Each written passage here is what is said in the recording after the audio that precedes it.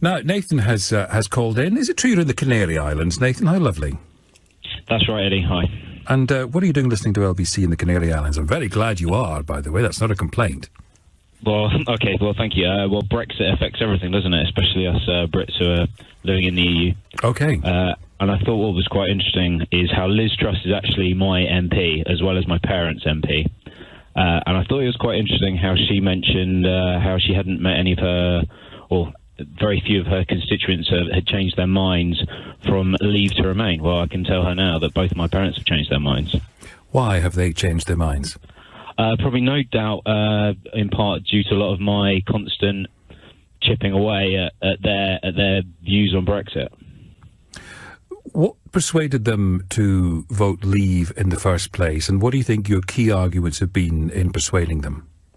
Well, I think if you look over the history, I mean, it's how long we've got. If you look over the history of the attitude of Britain towards the EU, and a lot of the right-wing media, shall we say, it's been very negative over a long time. It's been a stick to beat, to blame many politicians, or many not just politicians, have used the EU to blame many things on. And I think they believe a lot in it. I know, I admit I was guilty of it to an extent several years ago.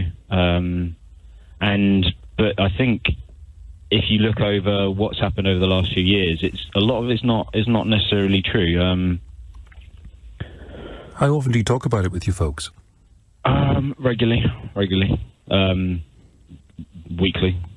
Certainly with my father. It's a bit harder with my mother, but I've had long conversations with my father about it. And how often does he say, Nathan, just stop? I think he just pretends he's got to go, and he hangs up on me. Something urgent's happening somewhere else. So what did you make of Liz Truss and the argument she was making? Well, what I found so interesting is it's quite interesting how the MPs have had multiple opportunities for them to change their mind, haven't they? Because this is the second. Yesterday was the second time they voted on this deal, and some MPs have changed their minds, but they're not willing to accept that. It seems Liz especially was not willing to accept that her constituents are allowed to change their minds, especially from Leave to Remain. That's what I took away from that conversation. So what's your situation then in the Canaries? Up in the air. I mean, a good example is I've been trying to sort myself out with the Spanish driving licence because I'm quite worried in the event of a no deal that I won't be able to drive here with my UK licence. Well, I can't get an appointment until June here, so I don't know what's going to happen with that. And what are you doing there? How long have you been there? How is life? I've been here on and off since 2010. 2010, sorry. Okay. And but I'm a UK taxpayer. I spend my time between both places.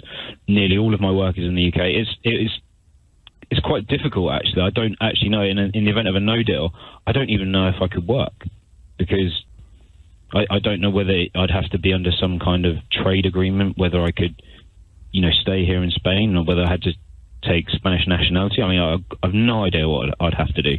And when you ask people, as you clearly will have done, are they in the dark? Yes, I called you. You had a great phone in a few months back, and I asked one of your experts about the continuing freedom of movement in Europe. I'm interested in knowing, but the trouble is what with no deal, a lot of these questions are unanswered. We don't actually know. I mean, it's not the trade that's necessarily the issue. It's a lot of the other things away from trade. So, it's all well and good talking about World Trade Organizations, but that doesn't cover a multitude of 40 years of agreements, does it? And no one really knows whether those things will be sorted out. You would hope that the politicians would get their act together and make those agreements. What's your given where we are? I mean, I know you want to remain and wish this won't have happened, but given where we are, what's your best hope for what happens next, thinking about what politicians are talking about?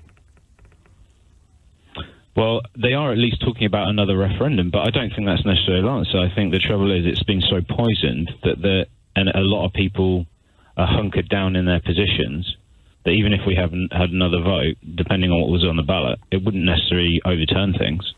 Nathan, good to hear from you, Nathan. Do call us again. I hope that your personal situation gets sorted out, although, as you've observed, you're not alone in that. And when we spoke about this with our expert